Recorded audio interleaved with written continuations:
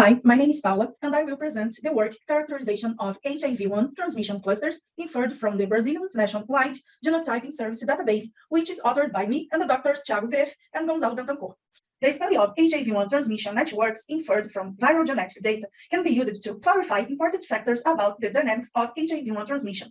In Brazil, from 2017 to 2019, an average of 45,000 new cases per year were recorded. Thus, the study of transmission clusters can provide valuable data to mitigate the virus spread. In this work, we analyzed a nationwide database of approximately 55,000 HIV-1 nucleotide pool sequences sampled from genotyped patients from 2008 to 2017. For each subtype of interest, sequences were aligned, key columns associated with antiretroviral resistance were excluded, and phylogenetic trees were reconstructed, with brand support estimated with TBM method. Transmission clusters were identified with a minimal brand support of 90 and the maximum genetic distance of 1.5%, 3%, and 4.5% using cluster picker software. The search of demographic characteristics associated with clustering was performed using odds ratio statistics. To quantify the tendency of individuals to connect with each other based on the similarity of demographic characteristics, we calculated the assortativity coefficient in the clusters. And we also explored how the geographic distance between the patient cities of residence impacted the formation of the cluster. We analyzed more than 24,000 HIV-1B, C, and F1 sequences. Here, each graph shows the size of the clusters and the representation of the percentage of clustering for each genetic distance and each subtype. So we can see that pairs composed the majority of identified clusters, even at the greater genetic distance. Clusters with 5 or more represent less than 5% of all clusters, and the biggest cluster found has 9 individuals. This result is mainly a consequence of the nature of our database, which is composed of chronically infected individuals already undergoing treatment failure. Therefore, a large amount of genetic divergence might have accumulated in the patient's viral population, hampering the identification of large clusters with epidemiological linked individuals whose transmission events might have occurred years in the past. This image shows the demographic characteristics that we observed. We did the odds ratio calculation that shows the tendency of people to cluster more or less according to their characteristics. In parentheses, we have the characteristic used as a reference. We only show significantly relevant associations, p-value less than 0.05, and those the right of 1 have a higher probability of clustering, and those to the left of 1 have a lower odds ratio of clustering. We observed that males in all subtypes, mainly with higher genetic distance, are more likely to cluster. Then we see young individuals 15 years old to 24 years old with higher odds ratio of clustering for the 3 subtypes, and this association is stronger in smaller genetic distances, tending to decrease as it increases.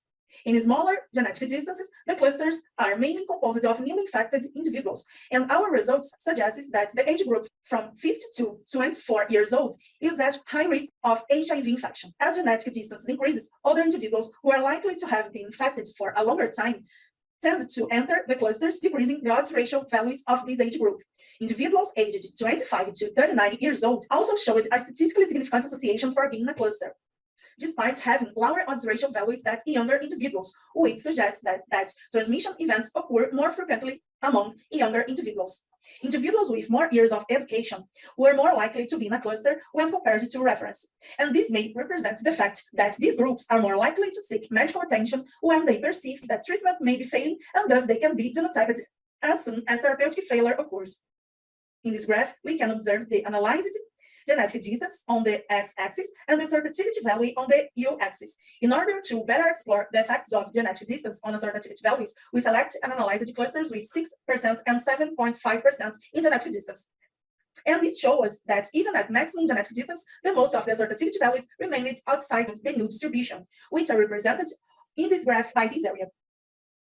When we calculated the assortativity, we observed that most of the demographic characteristics that were analyzed have relevance in the formation of clusters. Individuals with similar demographic characteristics tend to cluster together. However, we also observed a gradual decrease in the assortativity as the genetic distance increases. Geographic distance was the characteristic with the highest assortative potential, especially the state of residence, which represents the highest assortativity coefficients. It's expected that individuals from the same city or even from the state are more likely to relate because of the facility of meeting. Another characteristic observed was age, which reveals that transmission events occur more frequently among individuals of similar age. The histograms show us the cluster frequency for each category of intra-cluster average geographic distance values. Distance 0 show us individuals who live in the same city. So we can see that most clusters were composed of individuals who lived in the same city. As the genetic distance increases, the clusters become more geographically dispersed. However, clusters from the same city still represented more than 40% of the total. No significant difference between subtypes were observed. Our results indicate that young men are the most vulnerable group to HIV transmission in the Brazilian epidemic scenario, and that phylogenetic clusters identified are likely representative of the contact networks that shape HIV-1 transmission, and this is available to even in sites with low sampling densities such as Brazil. Thank you for your attention.